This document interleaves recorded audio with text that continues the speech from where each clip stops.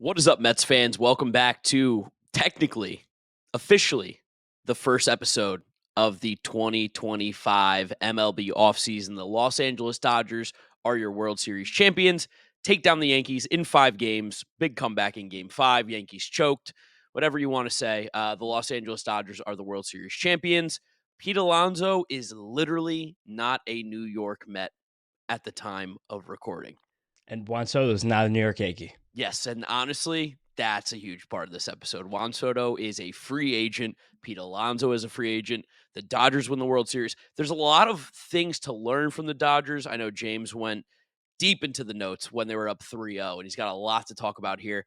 This is an organization you want to mimic. This is an organization you want to be. I know we've made jokes in the past about how the Dodgers haven't had a real World Series since 1988.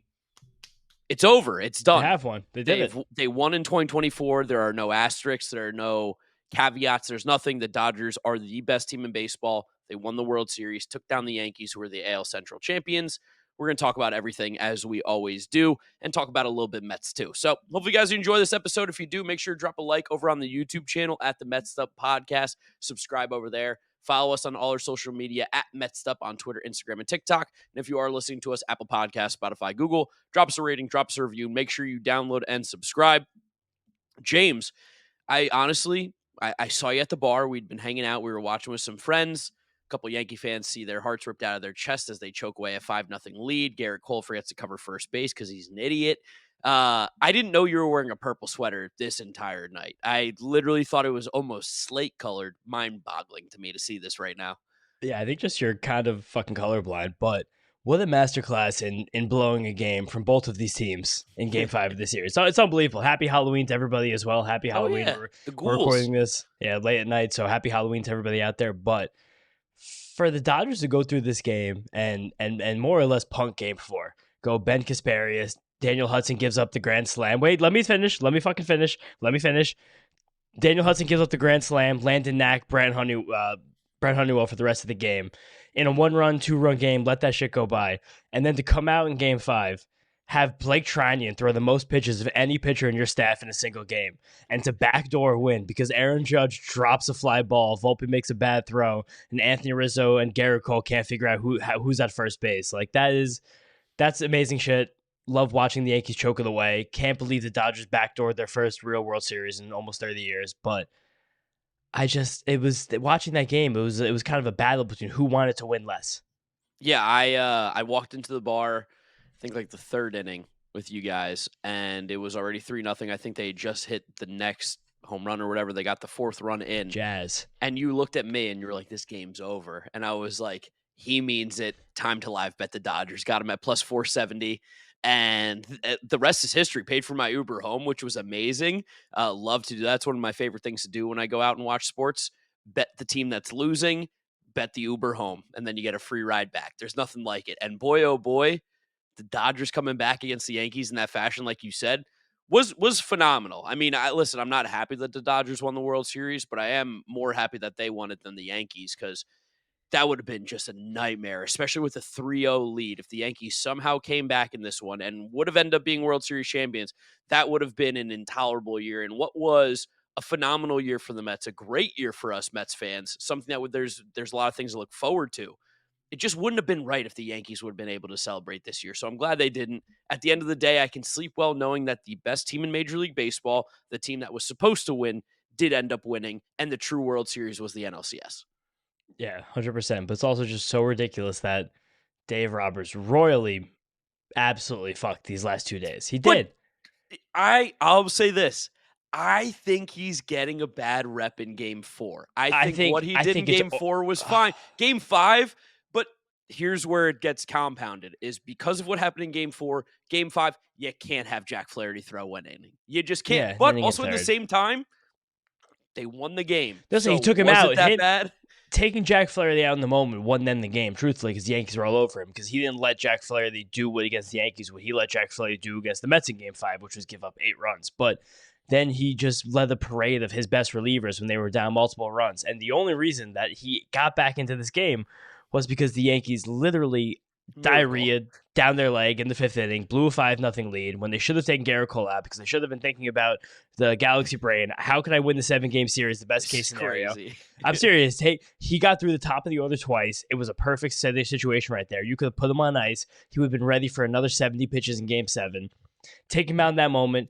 He blew the game anyway. Not he blew the game, but the team blew the game anyway. So he threw the Well, extra 35 pitches for nothing. the If you lose in $300 million 5, men blew the game. Yeah. if you lose in 5, if you lose in 6, if you lose in 7, it's the exact same outcome. It doesn't matter. It's all about maximizing your chance to win the series to that point. Again, losing in any amount of games doesn't fucking matter at all. It's all nonsense. And again, those relievers who I thought would have come into the game kind of wound up blowing it themselves anyway. He only let Clay Holmes throw 11 pitches, which I thought was funny, but I don't know. I literally thought that was the best move for the Yankees to try and give themselves the best win probability for the series, while also on the other side, Dave Roberts caught unbelievable amount of luck. If he would have not gotten those free 5 runs, Oh, yeah. then I don't know who would have pitched the end of this game. Everything went on Blake Tryon to throw those 42 pitches. Who knows what the rest of Blake Tryon's career looks like after throwing the 42 pitches in this game to do it. And then Walker Buehler coming out of the bullpen, having another amazing start. Going to talk about Walker Buehler in a little bit about where he is in the free agent class that he's pitching. I think it's changed a lot over the last 2 weeks, but hats off to both of these teams. Mostly hats off to Nah, Dodgers fuck for the winning. Yankees. They get no hats off. Fuck them. They beat the AL Good. Central. They're the AL Central champions. It was again. Yankees fans would love to hear this. It was one of the closest 5-game series I've ever seen. It was right. They were in every game. Yeah, I mean, they really love to show up in the 9th inning, except in today's game in Game 5. Like, it does feel great that the $300 million men, Garrett Cole forgets to cover first base or defers covering first base to Anthony Rizzo on that ground ball by Mookie Betts, which would have gone out of the inning. Aaron Judge, the other $300 million man, he made that great play in center field earlier in the game. He hit that 2-run home run early in the game, but he dropped a crucial pop-up in that inning where they scored 5 runs, and they ended up giving 6 outs to the Dodgers, which you simply cannot do to a team of that caliber. They're way too good to give 3 extra outs in an inning to. It was great. It was phenomenal. I don't know. Did you catch it in that inning, too? I think Soto caught the last out of the inning, and he kind of cut in front of Aaron Judge. Like, no, I got this. Did you catch that? Now that you're mentioning it, I do remember that. And that's kind of funny. And maybe that's a little foreshadowing for the future because now the big story, thinking about the Mets right now, Juan Soto is a free agent. The offseason has officially begun. It's October 31st. Oh, the We are money. here. We're ready to go. And there were a lot of very carefully chosen words by Juan Soto after the game, especially saying that every team is available for him to talk to. No team has an advantage or an extra opportunity. Which is amazing. It's Love fair. to It seems hear like that. everything is fair. It seems like he kind of got to the end of this Yankees team, maybe saw that it wasn't exactly up to snuff internally, and now who knows where he's looking. I've seen a lot of comments in our YouTube section about how Juan Soto is not the end-all be-all of this free agency. And for those of you who are saying it, Who said that?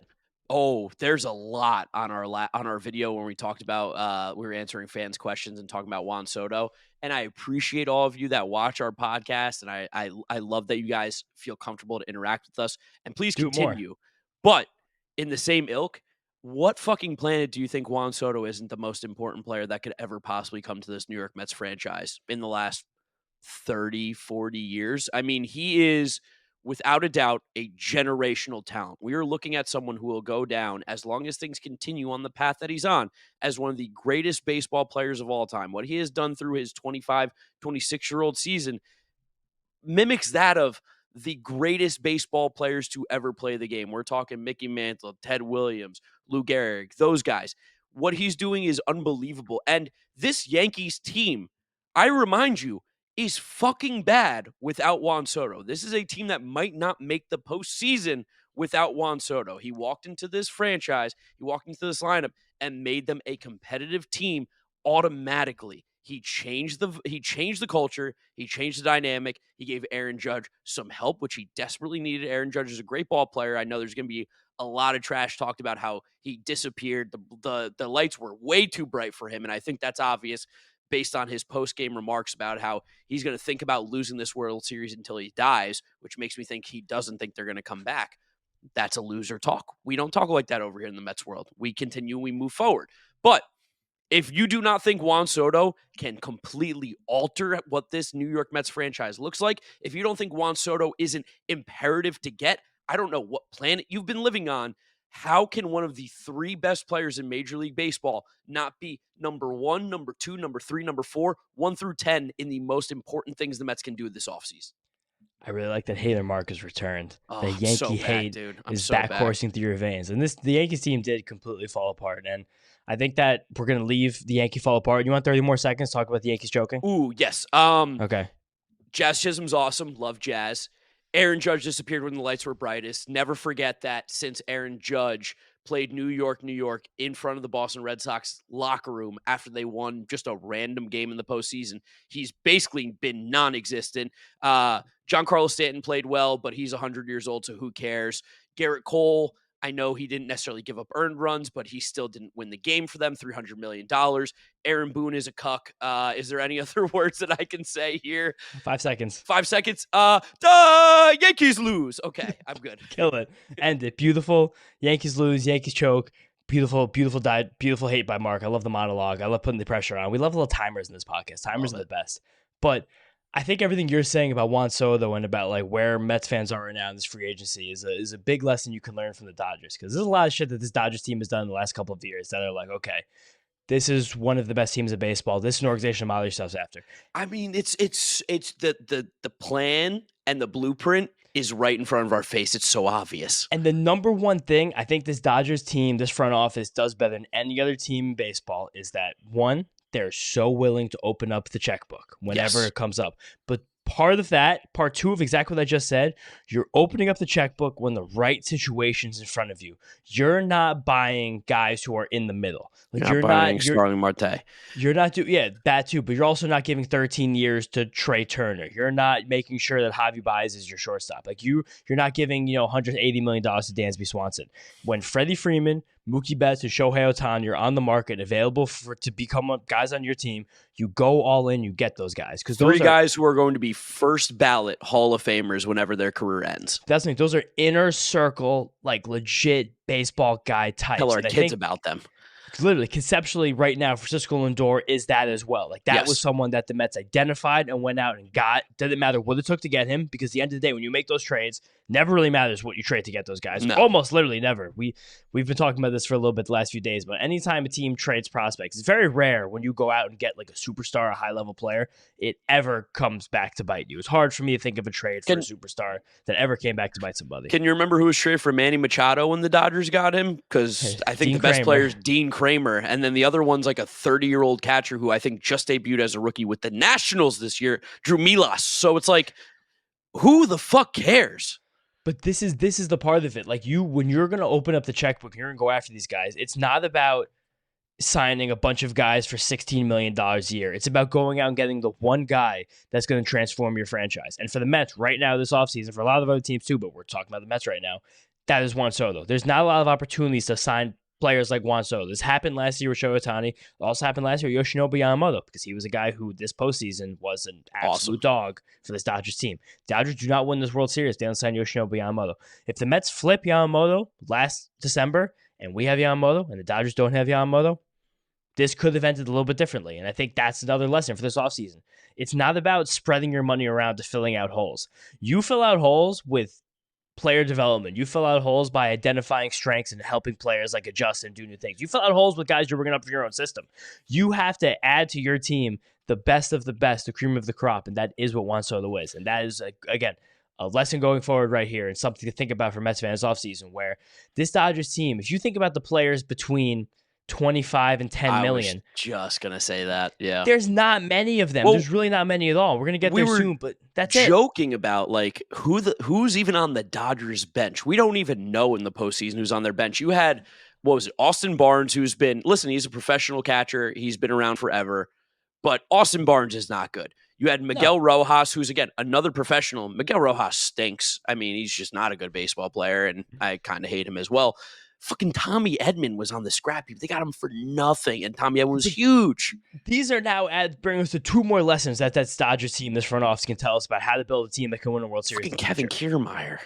One, is that you are always as aggressive as fucking possible for trades, especially at the trade deadline. It really Yeah. doesn't matter. At the end of the day, like, we applauded the Mets at the deadline because we had like a 50% chance to make the playoffs, and we got multiple players to add to our major league roster for a handful of prospects that likely will never contribute significantly to the major league level. Tyler Stewart could wind up being a mid-back and rotation guy. But at the end of the day, the moments that Jesse Winker gave the Mets as a rental will live forever, no matter what happens with Tyler Stewart. The Dodgers, this whole season flipped on its head when they acquired Michael Kopech, Tommy Edman, and Jack Flaherty for the combination of Thairo Lorenzo, Miguel Vargas, Trey Sweeney, Gerald Perez, Alexander Albatus. Legitimately, when you look at that package right now for what those three players gave the Dodgers this playoff run, that's fucking pennies. Yeah. It's insane to think about the value proposition that some major league organizations put on these prospects, these controllable assets, when you can acquire veterans that will propel you to championships. Now you look at 3 of the last 4 World Series champions between the Braves in 2021, skip the Astros 2022 because that team was a wagon, then the Rangers last season 23, and the Dodgers right now.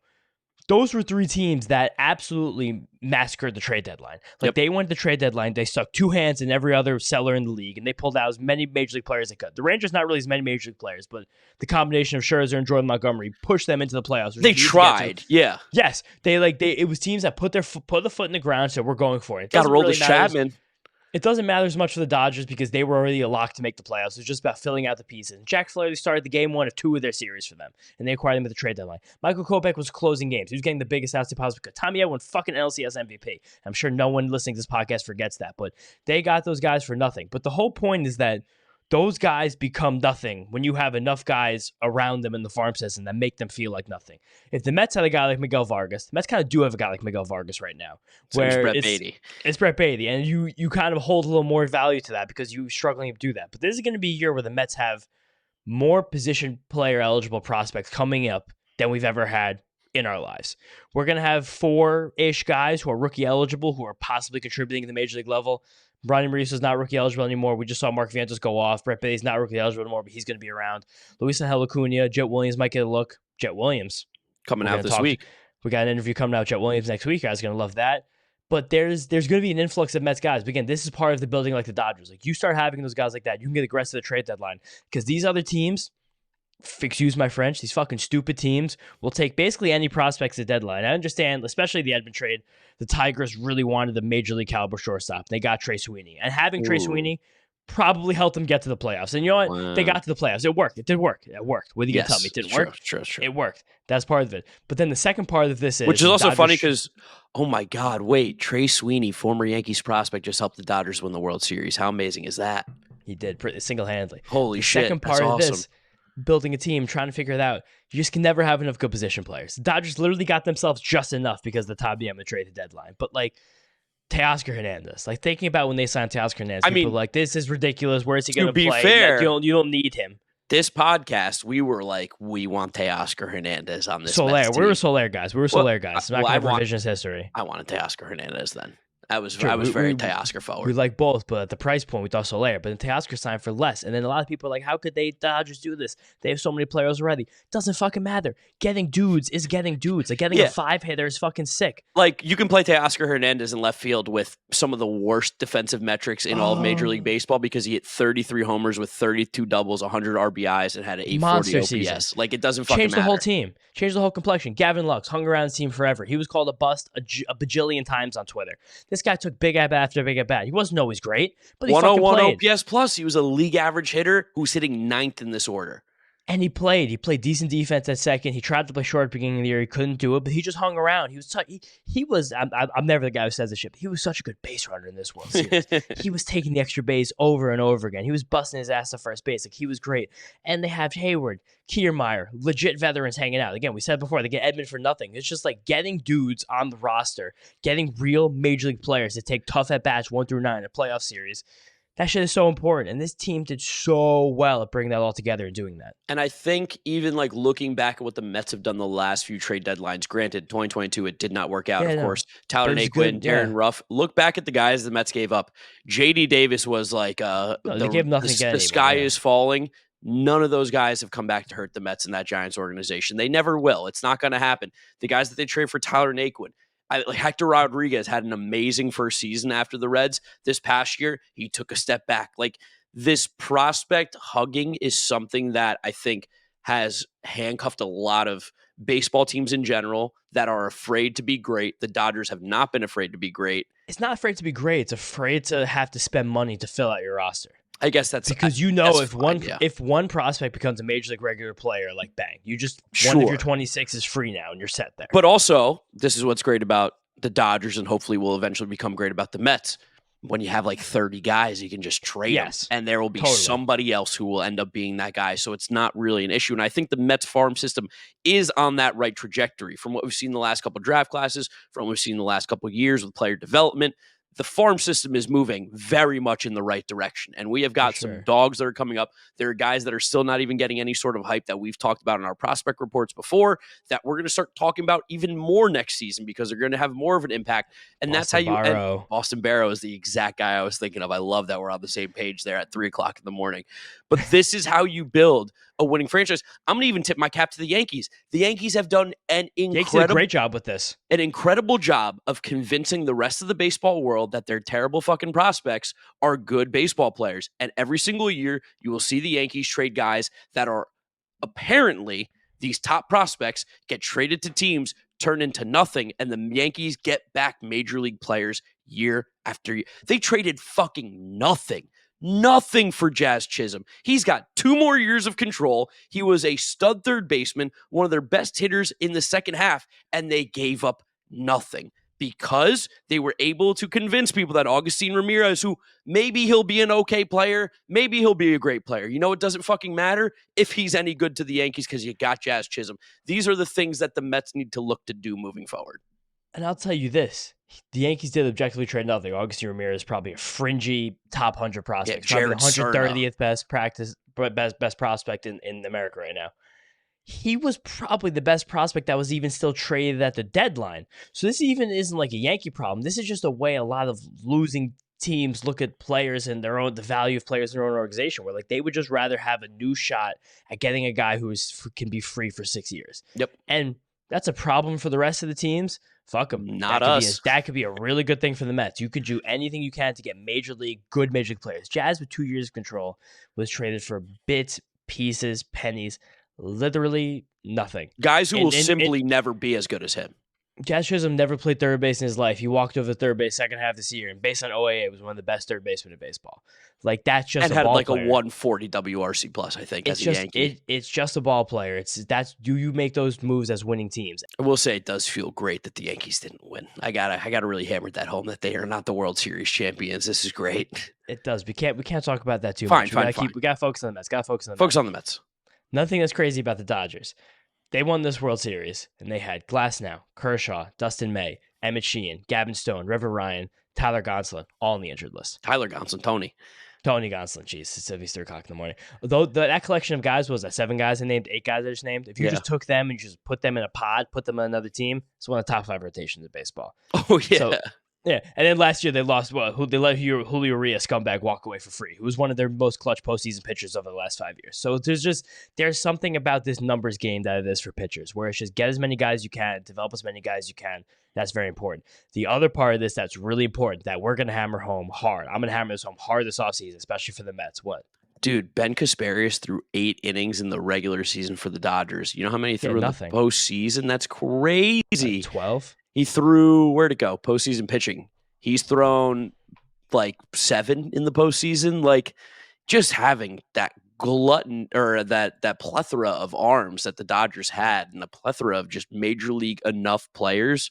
This is why you win the World Series. Obviously, Ohtani and Freeman and Mookie and these guys. It's the rest. Those are the separating factors that make them the great team. But what wins them the World Series is the fact that they are 45, 50 men deep at the major league level and they can just plug and play guys. I mean, what was his name? Fucking Enriquez, who pitched against us in the NLCS. Yeah. We're like, this guy threw an inning at the major league level this year. They put him on the NLCS roster. He's like throwing 99 with a disgusting slider. Dude, that's the key. That's the next part of this. It's just about having your player development deliver you players, especially relievers and depth pitchers, so you don't have to pay for them. I told you this before. Do you know the highest paid reliever on the Dodgers was this year? Yeah, it was Joe Kelly. You know how much he makes? I actually don't. How much? 5-6 million? It's $8 million a year. Is the highest paid reliever by average annual value on the Dodgers roster. Blake Treinen was a dart thrower. He literally just won this World Series for them. He threw 42 fucking 40 pitches. fucking pitches. He threw the most pitches any pitcher in the roster threw in the clinching game. Like, Michael Kopech was fucking broken. They fixed him. Daniel Hudson's career has ended, 3 times? And now they fixed him back. Evan Phillips, Brusdar Graterol, Alex Vesia, you just said him, Ben Kasparius. All those guys they built completely from within, out of absolutely literally nowhere. Dude, Ryan Brazier, Anthony Banda were bad pitchers. They were bad. They were not good. And the Dodgers fixed them. And I think that's another lesson about this, because there's so many other important parts of your baseball team. The other parts of your baseball team that contribute so much more in the long run to what you do with your team in the season. It's not worth it to spend a shit ton of money in these relievers. A lot of Mets fans want the Mets to throw the hammer on reliever this offseason. Remember how excited the Padres fans were? They put the rest of their assets on middle relief, and they fucking traded Juan Soto to get what turned out to be some starting pitching and then also middle relief. Doesn't matter. That goes back to the Dodgers trade deadline. Like, yeah, they got Michael Kopech, who was a hammer, but they got him for not much. But they got the starter and they got another position player. There's a baseball team is a big thing. You need a lot of players to contribute. We're talking about this Dodgers team. All those guys were on the IL. You need so many baseball players to win a World Series. It's not worth spending a significant amount of money on the bullpen ever, because you have to be able to create that from within, because those assets are so volatile. They're never going to stick with you forever anyway. It's just, this was a masterclass by this Dodgers team in building out the foundation of a roster, having that ready to go, and then using all the money you could to buy fucking surefire Hall of Famers to fill it out and actually get yourself over the hump. Yeah. This is the second iteration of this Dodgers attempting to win a World Series. And the first try didn't look like this. They didn't have these surefire Hall of Famers. It was some good players they had within, and it was a lot of these middle tier kind of guys that we're talking about, the Starling Martes, like you mentioned before, these like 15 to 20 million, $22 million players. And it didn't work, and they said, fuck that. And now it's cheap bullshit, player development, and then 3 Hall of Famers at the top. I mean, dude, even think about it even more. Like, they got Mookie Betts because they traded Alex Verdugo, who is now on the Yankees that they just beat. And, like, good player. Good player, but he's not fucking Mookie Betts. He never will be. Not even fucking close. It's team control. Who cares? A lot of times, I think, like, take away what the actual organization does. Let's just talk about fans here for a second. We get very, very caught up in like what could be perceived future value of these players. But like at the end of the day, like you said, when you have these stalwarts, when you have these cornerstones of franchise, when you have these first ballot Hall of Famer, no doubts, like the Dodgers did with Freddie Freeman, Mookie Betts, Shohei Ohtani. Those are the 3 big names we're going to keep bringing up here. You make those moves 100 out of 100 times. And the Mets have done that with Francisco Lindor. You traded Jimenez. You traded Isaiah Green. You traded Josh Wolf. Was that his name? Josh Wolf, Matt? Whoever the fuck they traded. It doesn't matter. Those guys are doing nothing. Andres Jimenez, they won the trade. The Guardians paid him $100 million, which is insane. But you go and get your big players. And to really just wrap this all up and bring it back to where we started, Juan Soto is that guy. The Mets offseason starts and ends with Juan Soto. If you get Juan Soto, holy shit. What the fuck? I mean, freaking out. If you thought we were going crazy for getting Francisco Lindor, you ain't seen nothing yet. I might have to name my 4th child Juan if we sign Juan Soto. If we don't, that's when you start to plan for another move. What's the next play? What do you do next? And listen, I'm not out on bringing Pete back either, but you can't think about anything else until you know whether or not you have Juan Soto, and Juan Soto should be the only focus until then. No, and just even like thinking about feelings for a second, like the Dodgers let someone who could wind up being one of these Hall of Famers walk in Corey Seager a few years ago. Yeah. But that was to bring in Freddie Freeman. Yes. And also that was when they were, right after they signed the extension of Mookie Betts, but that was like, it's just a different echelon. I think Corey Seager is amazing, but Corey Seager is just the kind of guy that wasn't available at the end of the season enough times for them to really push their eggs in the Corey Seager basket. I mean, it's just they let Justin Turner walk, and Justin Turner's been like a huge part of these previous teams where they were successful up until the World Series. Justin Turner was one of the few guys that hit in the postseason. Jock Peterson was another guy who had shown up for them time and time again. But they went out and they got the big dogs. They got the dudes. They got the guys who are there to win. They let Cody Bellinger go for free, for nothing. Non-tender, right? Yeah, non-tendered. Like, he was just gone. This is a guy who won an MVP. And that's the last lesson I think to take from this Dodgers team is ruthlessness. It doesn't matter. If you're not helping us win a World Series, then there's no feelings involved. And like I love Sean Manaea. Yeah, it's gonna be a tough thing for the Mets this offseason, but like I love Sean Manaea. I'll respect Sean Manaea the rest of my life. Yeah. The price point's probably not there. It might wind up being a really difficult day when Pete Alonso signs his long-term contract with the Rockies Oh, or nice. I'm glad you said the the Cubs. Red Sox. Yeah. The Red Sox. I'd But I'm root just for Pete saying, in like Boston. the Nationals. Like Oh, don't you say that. there might be an awkward afternoon, but if you have a replacement that's more valuable and And better, Juan literally Soto is just better, so much better. if it's Juan Soto, yeah, like it's just there's going to be difficult days if you want to get on the path to doing what they did because this team is ruthless. They're fucking cocky. Like they built this culture where nothing else matters. Like it's all about the World Series. And there wasn't a moment like I give them credit for this, like body language shit. Like they never wavered for a second. No. Dave Roberts was punting games because they were so fucking Yeah, confident. in punted lieu 2 of games. Dave Roberts being maybe one of the worst in-game managers that we've seen in a very long time, the Dodgers were still so fucking good that they win this thing. It doesn't matter. He punted the clinching game in the World Series, and he backdoored the win because Aaron Judge fucking dropped just the like Joe ball. Torre. But again, hats off to him for finding that way. Like, because the discourse would have been insane for the next 2 days if Dave Roberts lost both these games when he completely botched his starting pitching and made Blake try and throw 45 pitches and brought in Walker Buehler to close. But there's so many things to learn from this Dodgers team. They're not perfect. They're definitely not perfect. But they're pretty close. They didn't get here perfectly. Even in this series, I think these last couple of games, they quite literally got lucky. Yeah. I don't know if Nestor Cortez doesn't pitch for the first time in 5 weeks in Game 1, this whole thing is probably different. I don't know if Tim Hill gets those guys out either, but it's just like every little kind of thing in this series jumped and snowballed on top of each other, and it kind of just wound up that it was an onslaught by them. But it didn't feel that way throughout, but you have to give them so much fucking credit for all of these little tiny things that did a long way to get themselves here. Major. And I know Freddie Freeman won the World Series MVP, very much deserving. It's honestly kind of crazy. Most deserving ever. Yeah, kind of crazy to see how he played in this series and how he played versus us because he looked like a shell of himself against us. He just was not the same. But for the World Series, he was all jacked up and is about as good as you possibly could have been. He's the mayor in New York City. I mean, there's just no way to put Eric Adams, who it's Freddie Freeman. He owns this place. But a guy who's a little bit under the radar, I think, for maybe the next most valuable player in this series, you got to talk about Walker Buehler. I know that's something that we've been joking about a lot on this podcast, was going to be a lock to be a Met next year. Yeah, there's no shot he's going to be a Met next year. This guy just made easy $100 million this offseason. Happy you brought up Walker Buehler. Before we talk about Walker Buehler, just want to reference Shohei Ohtani. Completely fell apart. Oh, yeah. He was like 1 for 20. Disappeared this series. Shout out to Dodgers for picking him up, but no one else can talk about Shohei Ohtani falling apart. He dislocated his shoulder, so hats off for that, playing through it. But he did nothing in the series. And Max Muncy, too. Yeah, Max Muncy, of course, got disappeared with everything against the Mets. Yeah. I think there's a legitimate chance that Walker Buehler pitches his way into the third most valuable starting pitcher in the free agency market. So remind me, so Corbin Burns is number 1. Burns, Fried, Buehler. Ooh, interesting. So you think he's going to jump over ahead Manaea, over Kikuchi, over Flaherty. I told you Flaherty. I said that's how I get more money than Flaherty. Yeah. I just what he did in this playoffs. I don't know. Like, he talked about how much he liked pitching in the cold, which is crazy because I think that's against everything that the numbers say. I've seen some stuff on Twitter about the headwinds, getting more movement on the pitches, the cool air, cool with humidity, because all these starts were in New York. Yeah, and we do the cool and humid. Hard to get cold and humid in the Midwest. We do the cold and humid here on the coast because we're the elites out here. But he talked about how much he liked that. It was with me come over here, pitching the cold over here. But it's so interesting that Walker Buehler had the best starts of his entire season in the postseason in New York against these two teams. And I got some numbers to show that. First of all, just like Stuff Plus. We use Stuff Plus a lot in this show. Stuff Plus is a great just single number. Over 100, you're above average. Under 100, you're below average. Just a good barometer of basically how good your stuff is, to put it like as the definition is in the start. He had a 119 Stuff Plus against the Mets. I couldn't find a single start Stuff Plus in the start against the Yankees.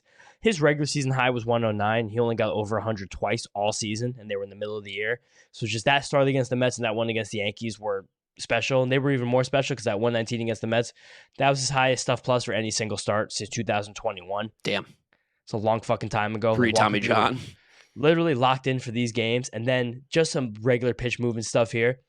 He threw 25 sweepers this entire year that had more than 20 inches of horizontal movement.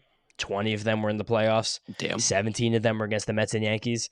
He threw 37 fastballs with at least 20 inches of inverted vertical break, which is when you get that high rising fastball that comes up on the hitters there.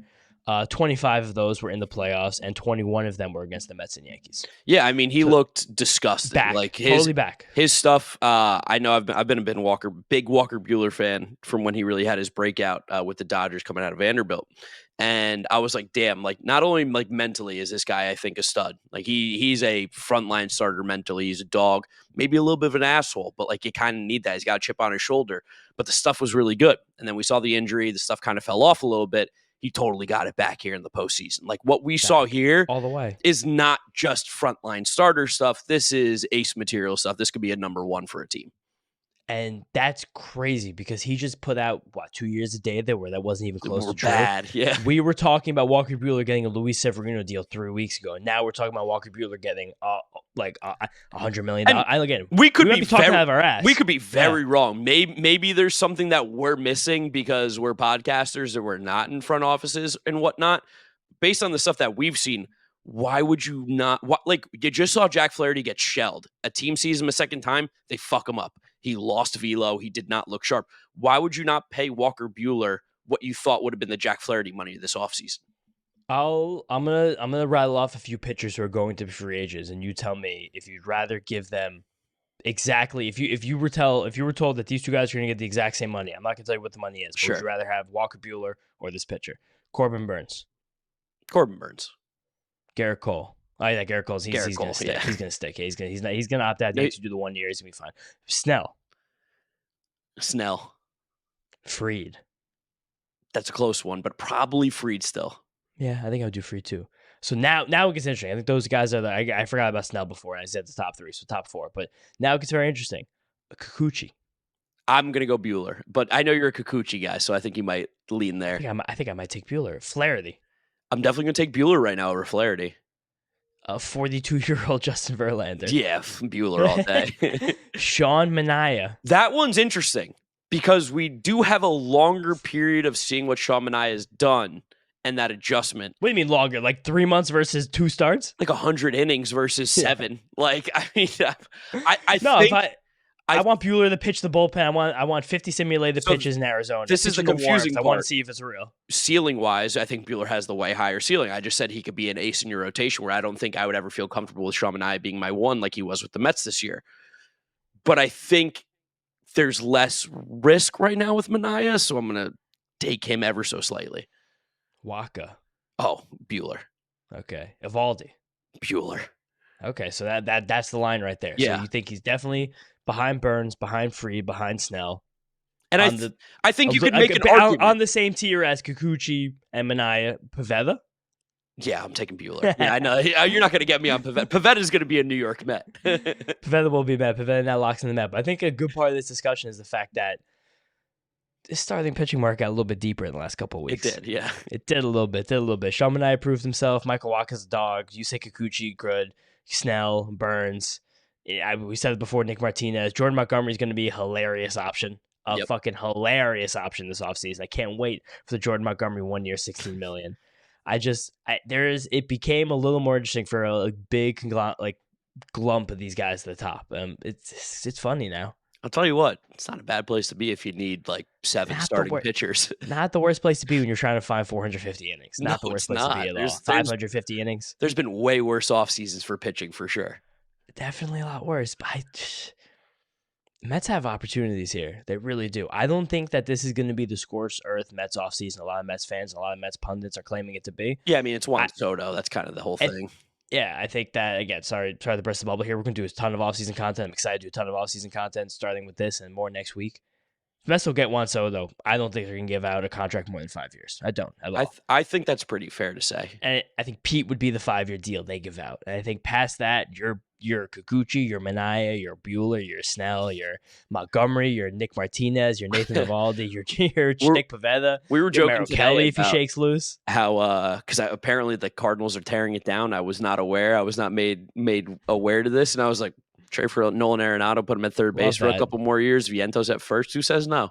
Be amazing. Give me Helsing, Sonny Gray in that package too. I think the trade market's going to be incredibly aggressive this offseason too. There are a lot of big names that have some kind of sort of ish expiring contracts on teams that might not be able to pay them much longer. So I think that's Give another me thing to Robbie look at Ray. too. Oh, the Robbie Ray contracts. You are want Robbie awesome. Ray? Yeah, What's happening? For nothing. 2 for 35. Bring him in. The Mets School of Pitcher Rehabilitation. I can't wait for You that. think Jeremy Hefner's just going to take every lefty and try to do the Shawn Mania with them now?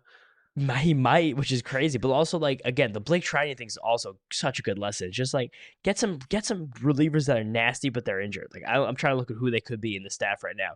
Give me Jonathan Loaiziga. Rub it Loaiziga? in the Yankee face.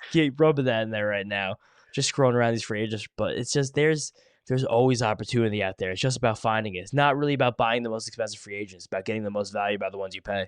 Yeah, no, I mean, and I think I feel in a good spot with this organization that the Mets will be able, confident, trustworthy. Yes, to get some value out of these guys. Blake Trinan is a free agent at the end of the year. I know. Wow. You know who else is a free agent? Who? Your boy, James, my enemy. Who? Paul Sewald. Yeah.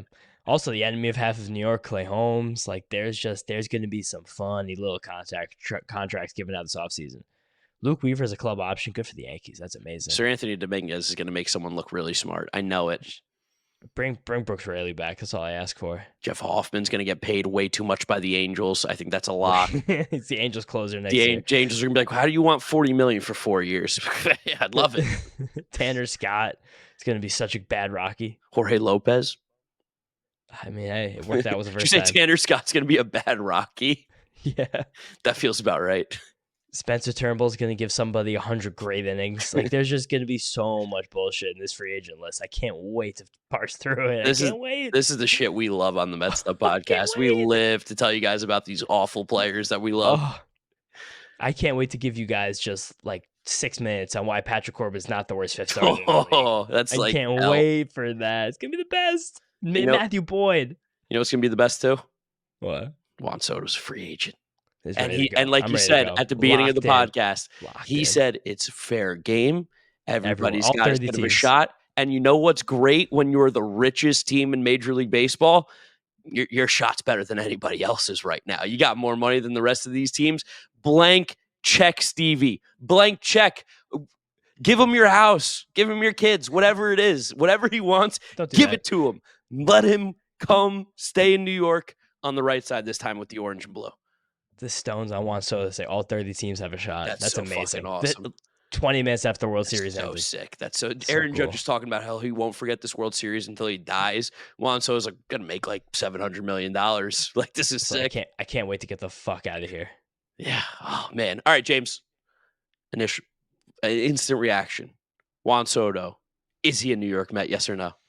He could be. Don't you fucking say he could be. That's what I'm going to do what I do. I told you what, it was 80-20 last week. I think right now is kind of close to 60-40 after the Yankees went out.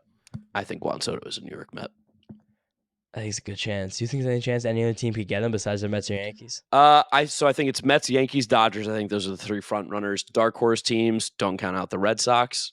Don't count out the Chicago Cubs. Nationals? Nah, I'll count them out. Although, would be a fucking sick move if I'd be happy for them. If they brought back Juan Soto, I'd give Mike Rizzo a hug. I'd be like, great job, dude. Well done.